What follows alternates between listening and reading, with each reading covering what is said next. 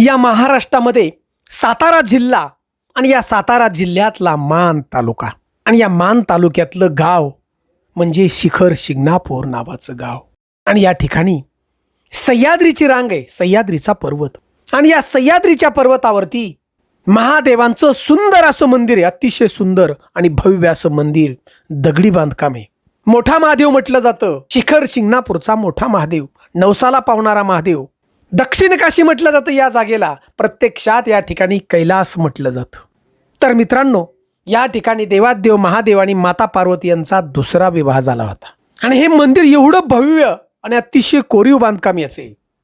परंतु शेकडो वर्षापूर्वी अशी घटना घडली की या मंदिराला तडे गेले, कारण मंदिराला बरेच वर्ष झाली होती, म्हणजे हजारो वर्ष. आणि प्रत्यक्षात या मंदिराचा जीर्णोद्धार करण्यासाठी देवादेव महादेव एका भक्ताच्या स्वप्नात गेले होते. आणि प्रत्यक्षात महादेवांनी धन दिलं आणि त्या भक्तानं प्रामाणिकपणे या मंदिराचा जीर्णोद्धार केला. कोण आहे तो भक्त आणि सगळं या मंदिराचं रहस्य अगदी थोडक्यात आज आपण जाणणार आहोत. छत्रपती शिवाजी महाराजांचं हे कुलदैवत आहे बघा, कुलस्वामी आहेत. आणि मित्रांनो, त्यासाठी हा व्हिडिओ शेवटपर्यंत आपण ऐका विश्वासानं. चॅनलवरती प्रथम असाल तर नक्की सबस्क्राईब करा आणि हर हर महादेव अशी आम्हाला कमेंट मात्र जरूर द्या. महादेवांची कृपा आपल्यावरती जरूर राहील, कारण हा महादेव नवसाला पावतो बघा.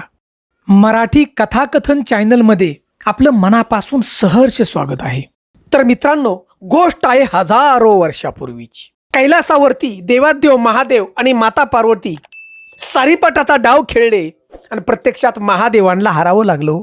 आणि महादेव हरल्यानंतर देवादेव महादेव या सह्याद्रीची जी रांग आहे आजची, आज ज्या ठिकाणी भव्य असं मंदिर उभं आहे, त्या पर्वतावरती देवादेव महादेव तपश्चर्या करायला येऊन बसले. आणि नंतर शिवाशिवाय शक्ती राहू शकत नाही.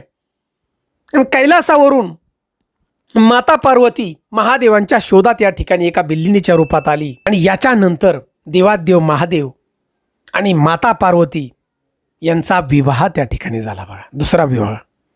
आणि प्रत्यक्षात देवादिदेव विष्णुदेव आणि माता लक्ष्मी क्षीरसागरामधून म्हणजे वैकुंठामधून या विवाहाला त्या ठिकाणी हजर होते बघा, यांच्या साक्षीनं झाला.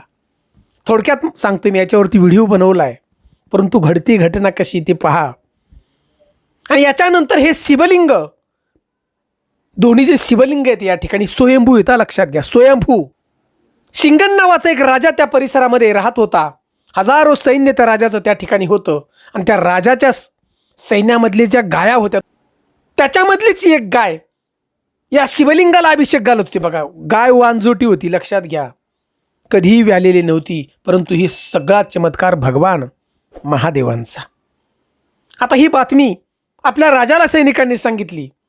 शिंगण नावाचा राजा त्या ठिकाणी आला आणि राजानं पाहिलं, आश्चर्य झाला राजाला. आणि त्या ठिकाणी राजानं खोदलं जागा खाली, तो 2 शिवलिंग त्या ठिकाणी मिळाली. आणि शिवलिंग मिळाल्यानंतर त्या शिवलिंगातून हजारो सूर्यांचा प्रकाश बाहेर पडला की सगळ्या सैन्यांचे डोळे दिपले बघा. आणि राजानं ठरवलं की भव्य असं या मंदिराचं बांधकाम करायचं. महादेवांचं बांधकाम चालू झालं दगडी आणायला. आणि याच्या अगोदर बघा त्या ठिकाणी एक कुंड होतं आणि त्या कुंडामध्ये या शिंगण राजानं अंघोळ केली. राजाला भयानक असा एक रोग होता चामडीचा, की राजानं अनेक उपचार केले परंतु बरा होत नव्हता. आणि या कुंडामध्ये अंघोळ केल्यानंतर राजाचा तो रोग बरा झाला हो क्षणार्धात. गगनात मावेनस आनंद झाला. मंदिराचं काम तर चाललं होतं आणि राजानं थोड्याच दिवसात भव्य असं मंदिर उभं केलं. मित्रांनो, आजही तुम्ही त्या ठिकाणी गेला असताल तर तुम्ही नीट पहा, त्या एका एका खांबाकडं पाहिलं तर स्वर्ग सुखाचा आनंद होतो. त्या मंदिराचं शिखर सगळं म्हणजे बांधकाम अतिशय कोरीव. एवढंच नाही तर ज्या ठिकाणी महादेवांनी जटा आपटली होती ती जागा सुद्धा आज पाहावयास मिळते आपल्या याच परिसरामध्ये. आणि ते कुंड जे लुप्त झालं, याच्यानंतर कुंड लुप्त झालं बांधकाम चालू असताना त्या ठिकाणी बघा 8 जाग्यावर या तीर्थाचं पाणी गेलं. या ठिकाणची 8 महिना चालू झाला आहे आणि ह्याच चैत्र महिन्यामध्ये. परंतु जीर्णोद्धार कसा झाला ते पहा. शेकडो वर्षाचा काळ निघून गेला आणि निसर्ग नियमानं या ठिकाणी या महादेवाच्या मंदिराला म्हणजे आपल्या शिंगणापूरच्या मंदिराला तडे जाऊ लागले बघा, खांबाला आजूबाजूला. आणि त्यावेळी घटना घडली की देवादिदेव महादेवांचा भक्त म्हणजे छत्रपती शिवाजी महाराजांचे आजोबा मालोजीराव भोसले अहिल्यानगर या परिसरामध्ये राहत होते बघा. अफाट भक्ती त्यांची महादेवांची, अफाट भक्ती. कुलस्वामी त्यांचा शिंगणापूरचा महादेव. तर हे कार्य करायचं म्हणलं तर श्री मालोजीराव भोसले महादेवांच्या पायाशी नतमस्तक व्हायचे आणि नंतरच आपल्या कार्याला लागायचं. मंदिराला तडे गेलेले त्यावेळी बघा मालोजीराव भोसल्यांची परिस्थिती एवढी काही मोठी नव्हती बघा, सामान्य परिस्थिती होती. आणि एके दिवशी देवादिदेव महादेव प्रत्यक्षात मालोजी राजांच्या स्वप्नामध्ये आले बघा रात्रीची आणि सांगितलं, मालोजी राजे उठा, अहो तुमच्याकडे एवढं मोठं धन पडलंय, काळजी कशाची करताय, चला मी धन दाखवतो तुम्हाला. आणि प्रत्यक्षात महादेवांनी मालोजी राजांना ते धन दाखवलं बघा, प्रत्यक्षात महादेवांनी. आणि धन मिळाल्यानंतर मालोजी राजे भोसल्यांनी त्या धनाचा उपयोग हा देवाच्या कामासाठी करायचा म्हणून ते सगळं धनाचा जो पैसा आहे त्या पैशाने आज जे मंदिर उभं आहे शिंगणापूरचं महादेवाचं, त्या मंदिराचं जीर्णोद्धार बघा चालू केला. मित्रांनो, आजही तुम्ही त्या ठिकाणी गेल्यानंतर पहा, एक जुना खांब आणि एका नव्या खांबाचा तुम्हाला ठिकाणी आधार दिलेला दिसेल. मंदिराला गेलेले सगळे तडे बुजवले बघा, सगळा पैसा त्या ठिकाणी लावला होता देवाच्या कामासाठी. लाखो भक्त त्या ठिकाणी येतात. मग भक्तांना पाण्याची गैरसोय होऊ नये, पुष्पक नावाचा तलाव त्यावेळी बघा शेकडो वर्षाचा काळ मालोजीराजे भोसल्यांनी बांधला. त्या भागामध्ये असणाऱ्या विहिरींची दगडी बांधकामं मालोजीराजे भोसल्यांनी त्यावेळी केली बघा, छत्रपती शिवरायांच्या आजोबांनी. विचार करा, एवढी मोठी भक्ती मालोजीराजे भोसल्यांची अफाट होती की या कलियुगात सुद्धा देवादेव महादेव आले बघा आणि स्वप्नात येऊन सांगितलं की धन तिथे आहे बाबा, आजही तुम्ही त्या ठिकाणी जा. त्याच्या मंदिराचा जीर्णोद्धार झालेला आहे तो आपण पहा. आणि मित्रांनो, आज सुद्धा छत्रपती शिवरायांचे जे वंशज आहेत उदयनराजे भोसले यांचं खाजगी मंदिर म्हटलं जातं, कारण त्यांनी सगळी दुरुस्ती केली.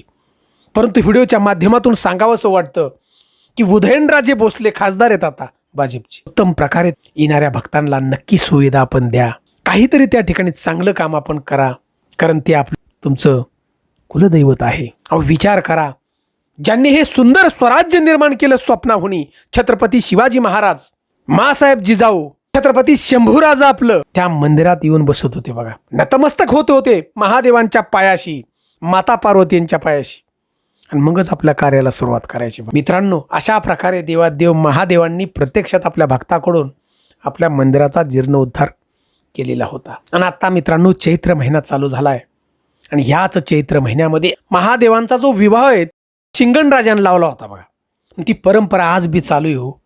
शेकडो वर्षाचा काळ गेला, आज सुद्धा परंपरा चालू आहे. चैत्र महिन्याच्या पहिल्याच दिवशी म्हणजे गुढीपाडव्याला मुहूर्तमेढ ठरवली जाते सगळ्या कार्यक्रमाची. पंचमीला देवादेव महादेव आणि माता पार्वतीला हळद लावली जाते आणि अष्टमीला विवाह होतो. अहो विवाह पाहण्यासाठी, स्वर्गसुखाचा आनंद घेण्यासाठी या महाराष्ट्राच्या, आंध्र प्रदेश, अनेक राज्यांच्या कानाकोपऱ्यातून, गावागावातून लाखो लोक त्या ठिकाणी देवादेव महादेवांना अभिषेक घालण्यासाठी कावड घेऊन येतात बघा.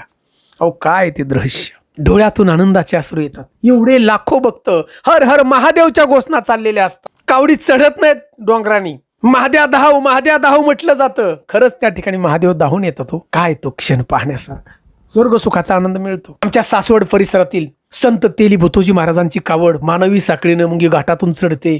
तो क्षण पाहण्यासाठी लाखो शिवभक्त वाट पाहत असतात बघा. जसा चातक पक्षी आपल्या पावसाची वाट पाहतो ना तहान लागल्यावर थेंबाच्या आकाशातून पडणाऱ्या, तशी त्या ठिकाणी तेली भोतोजी यांच्या कावडीची वाट पाहतात बघा.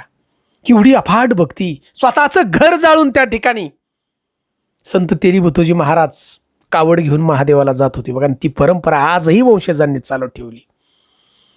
मित्रांनो, सुंदर असा या ठिकाणी जो विवाह सोहळा आहे देवादेव महादेव आणि माता पार्वती पाहण्यासाठी आपण नक्की जा. या महादेवांच्या सोहळ्याचा आनंद, लग्न सोहळ्याचा आनंद बघा, स्वर्गसुखाचा आहे तो आनंद. जीवनामध्ये एकदा तरी शिखर शिंगणापूरला नक्की जा. आणि ती स्वयंभू असणारी शिवलिंग आजही गाभाऱ्यात पाहण्याची संधी दौडू नका बघा, नक्की जा. महादेवांना अभिषेक घाला, बेलाचं पान त्या ठिकाणी अर्पण करा. महादेव आशीर्वाद नक्की आपल्या पाठीमागे राहतो बघा. कारण स्वयंभू मोठा महादेव म्हटलं जातं, नवसाला पावणारा म्हटलं जातं. तुम्ही नवस केला ना, नक्की पूर्ण करतो महादेव आपला तो नवस. मित्रांनो, सुंदर अशी ही गोष्ट आवडली असेल आपल्याला शिखर शिंगणापूरच्या महादेवाचा जीर्णोद्धार कसा झाला मंदिराचा. तर हर हर महादेव अशी आम्हाला कमेंट जरूर करा. आपण त्या ठिकाणी गेला असताल, तुमच्या आसपासच्या परिसरातल्या कावडी असताल, तुमच्या गावातली कावड असेल तर आम्हाला कमेंट करून सांगा. जय हिंद, जय महाराष्ट्र.